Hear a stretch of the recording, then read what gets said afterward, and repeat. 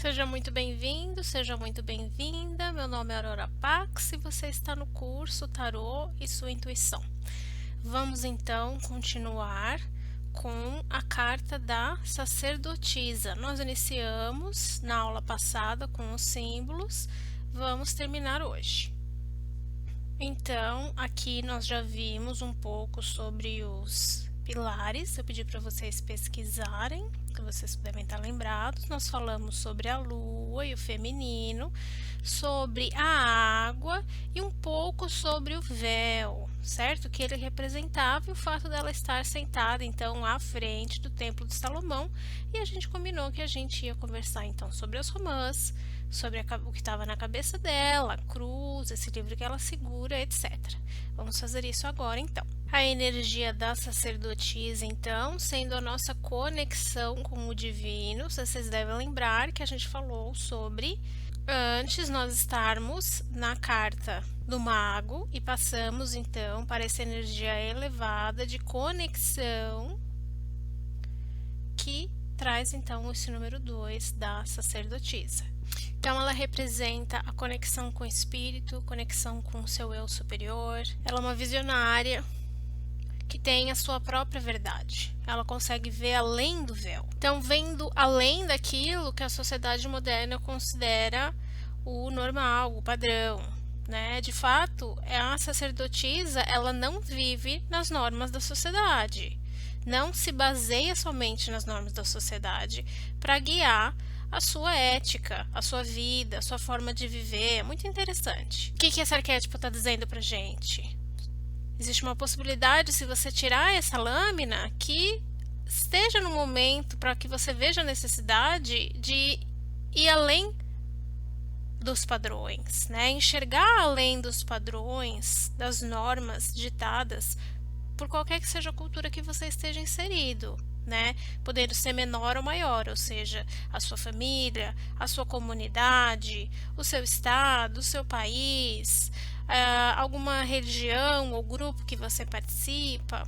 Talvez esteja na hora de você olhar também para fora disso, dessas normas. Então, lembra quando a gente falou da necessidade, como é crucial e necessário o balanço na sua vida, né? Então, existe muito de se falar, e quando a gente for falar sobre a lâmina da morte, a gente vai falar muito sobre isso, em deixar o antigo e partir para o novo, mas é importante sempre lembrar que o antigo sempre está em você, as suas crenças sempre estão em você. É muito comum quando a gente começa a estudar espiritualidade ou metafísica, ou, por exemplo, o estudo do tarô, ou até o estudo das suas crenças, estudar suas crenças limitantes, que as pessoas simplesmente acham que elas devem deixar tudo para trás, apaga, vira a página como se nada houvesse e começa do zero, e não é bem assim, né? Então, é muito interessante essa carta fazer esse apelo, né? De enxergar além das normas, mas isso não significa que você apaga quem você os seus ancestrais, tudo que você já acredita, tudo que você já leu, tudo que você já escutou. Então, eu sempre gosto, quando a gente estuda essa lâmina, de lembrar isso, né?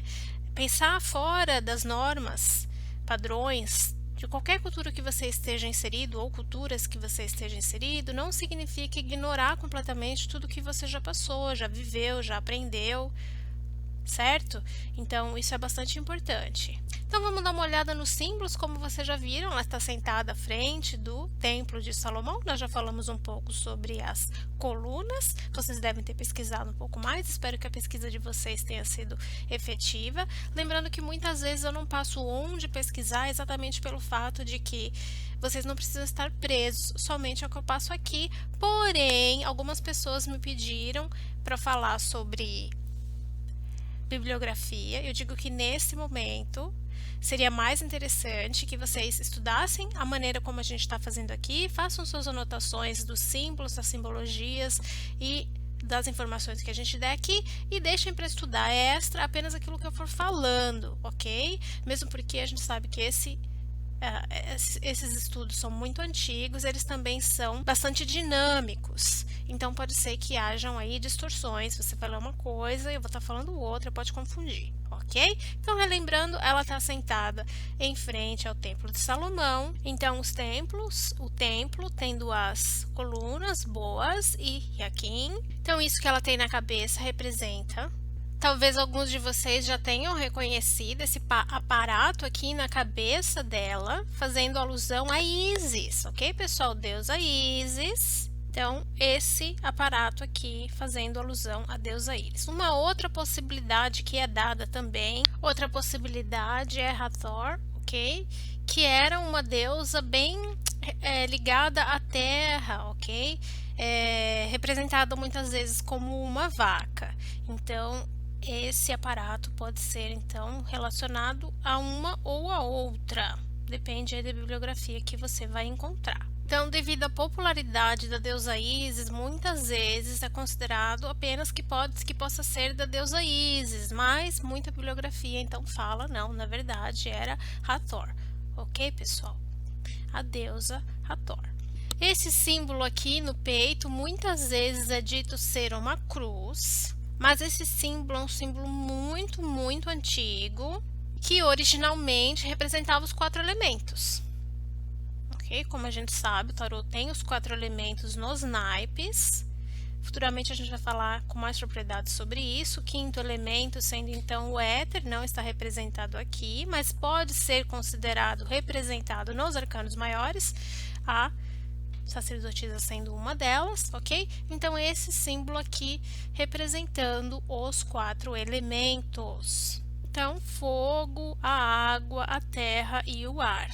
Então, como vocês devem ter visto nas suas pesquisas, esse véu aqui está representando a passagem para o sagrado, que era permitido a passagem apenas para o grão sacerdote. Não era qualquer sacerdote que passava para essa última sala no Templo de Salomão, ok? A mais sagrada das sagradas. Você deve ter encontrado de alguma maneira próximo a isso que eu estou falando na bibliografia que você consultou. Então, atrás desse véu não é a sacerdotisa que fica, é o grão sacerdote e é a entrada para a parte mais sagrada do templo, ok? Então, essa mulher à frente do templo está fazendo o quê? O balanço entre a energia feminina e a energia masculina, representando ela como tendo a única que teria acesso, então, à informação entre os pilares, uma conversa direta aí com Deus, o todo, o superior, como você queira colocar.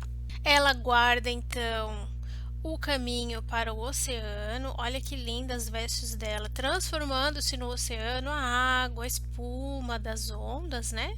Lembrando que a água, a gente sempre relaciona esse elemento às emoções, né? As emoções. E ao que parece, aqui atrás você pode ver esses riscos aqui, representando o movimento da água, ou seja, além do véu, vamos olhar atrás, o que nós temos, então, todo o oceano que fica além do véu. E ela guardando aqui na frente as vestes dela, se transformando nesse vasto oceano que encontra-se atrás do véu. Ou seja, o profundo oceano representando o quê? Ela guardando o conhecimento às profundezas. As profundezas do quê? Da nossa psique, da psique humana. Então, ela guardando a entrada para as profundezas do nosso profundo ser. Ai, que maravilha! Eu acho lindo demais isso. O que é muito interessante sobre o número 2, você que fez o cálculo da sua carta da alma, deve ter visto que para você ser o número 2, ou você é o número 2 direto, sem precisar fazer a redução 2 vezes, ou você é o número 2 vindo, por exemplo, do 20, ok? E o que acontece? Para você ser o número 2, que a gente fala puro, vem direto para o número 2, aconteceu pela primeira vez em 1957. Isso é muito interessante porque isso significa que, então, a partir desse ano, é que pessoas que seriam 2 puro, ou seja, eles não têm uma carta de influência, eles são diretamente a carta da alma da sacerdotisa, essas pessoas começaram a encarnar a partir de então. Isso é bastante interessante. É claro que a gente não vai fazer o cálculo aqui para provar isso para vocês, mas sabem que é assim que é, ok? Quando foi, foram feitos os cálculos para poder adequar a numerologia ao calendário gregoriano, que começou a entrar em voga aí a partir, na verdade foi adotado, né, a partir do século XVI. Então, fazendo esses cálculos aí, a gente tem que as pessoas nascidas a partir do ano de 1957, então, seriam as primeiras a terem como carta da alma diretamente a grã-sacerdotisa ou a sacerdotisa. E o que isso significa? Repare que nós não estamos dizendo aqui que na história da humanidade, se você fizesse o cálculo, né, numerológico, nunca nós teríamos pessoas nascidas que não tivessem esse 2 puro direto, né, quer dizer, sem ter o 11 que depois soma e vira o 2, depois a gente vai ver que o 11 inclusive é um número bastante especial, e sem ter o 20 que somando daria o 2, essas pessoas não teriam a carta da influência, teriam direto o 2. Em 900 anos, né, depois de 900 anos, desde o período que tenham sido feitos esses cálculos, as primeiras pessoas vieram aí há pouco tempo, né, e no ano de 1957. Então, as pessoas que são o 2 puro começaram depois de 900 anos sem encarnarem, começaram a existir a partir do ano de 1957 e a partir de então muitas coisas magníficas aconteceram aí para as mulheres. Falando um pouco mais sobre os símbolos, nós vimos o aparato, nós vimos os pilares, nós vimos a água, né? Nós vimos o oceano aqui atrás. Agora vamos para isso que ela segura na mão, que é a Torá, ok? Ou o livro da vida. Torá ou o livro da vida. Muito bem. O que mais nós temos aqui? Falamos sobre a lua e o feminino. Vamos falar um pouco sobre a simbologia do véu. A gente já viu o que o véu representa em termos do que está guardando, mas agora nós vamos falar sobre as romãs. Então, as romãs representam a abundância que se tem com o alcance da iluminação espiritual e também são a representação da divindade feminina. Alguns tarólogos consideram também a história de Perséfone e como sendo guardiã, então, dos conhecimentos superiores, que também, de certa forma, se alinharia aqui com o nosso significado da sacerdotisa. Finalizando, então, a sacerdotisa, eu queria deixar vocês com essa mensagem: procure respostas por você mesmo. Apesar das opiniões dos outros poderem ser úteis, olhe para os outros como um espelho. Não esqueça que sempre procurar a resposta no outro enfraquece a sua intuição e a sua coragem. Interprete os ensinamentos espirituais para você também. Lendo textos espirituais, incorporando as lições na sua vida. Isso é muito importante, incorporando as lições na sua vida. Até que elas se tornem suas. Isso te levará muito longe. Nossa sacerdotisa é uma pacificadora natural, uma curadora. Procure em você isso. Que ser a fonte de luz para os outros. Então, a sombra, o que a sombra traz? A sombra traz segredos, intrigas, mentiras. E quando o desejo de conexão se tornar muito forte, você vai sentir até uma ardência. Como se você estivesse tentando segurar a água com o seu punho. Dentro da sua mão, uma ardência, a água flui, você não segura ela na sua mão. Então trabalhe as suas sombras, lembre-se que guardar as sombras traz segredos, intrigas e mentira.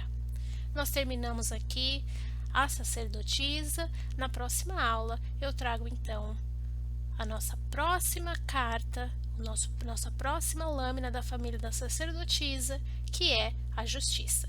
Nós ficamos por aqui hoje. Eu agradeço. Salve luz. Queria pedir desculpa, pessoal, porque na hora que eu apresentei a tão esperada romã no véu, eu estava clicando nas romãs. Aí você pode reparar que quando clica faz esse barulhinho.